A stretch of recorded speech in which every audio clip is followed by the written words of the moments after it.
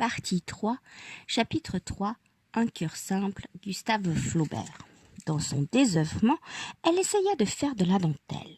Ses doigts trop lourds cassaient les fils, elle n'entendait à rien, avait perdu le sommeil, suivant son mot, était minée. Pour se dissiper, elle demanda la permission de recevoir son neveu Victor. Il arriva le dimanche après la messe, les joues roses, la poitrine nue et sentant l'odeur de la campagne qu'il avait traversée. Tout de suite, elle dressait son couvert. Ils déjeunaient l'un en face de l'autre et, mangeant elle-même le moins possible pour épargner la dépense. Elle le bourrait tellement de nourriture qu'il finissait par s'endormir.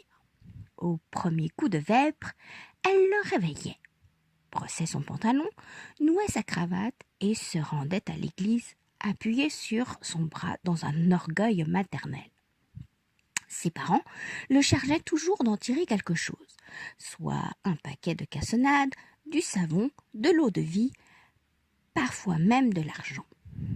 Il apportait ses nippes à raccommoder, et elle acceptait cette besogne, heureuse d'une occasion qui le forçait à revenir.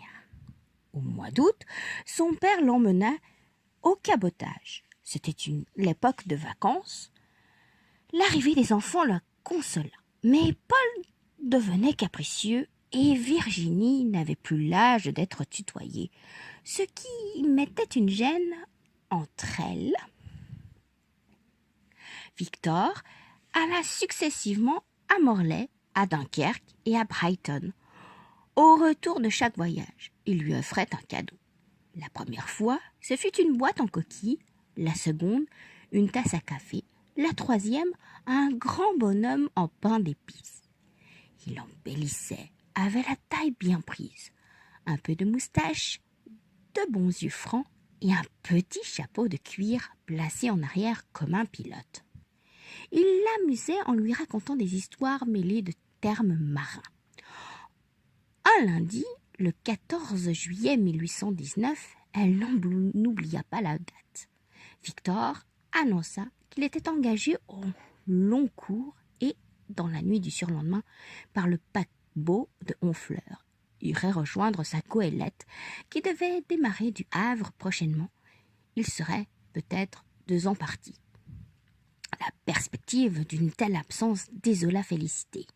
Et pour lui dire encore adieu, le mercredi soir, après le dîner de Madame, elle chaussa ses galoches et avala les 4 lieues qui séparent Pont-l'Évêque de Honfleur.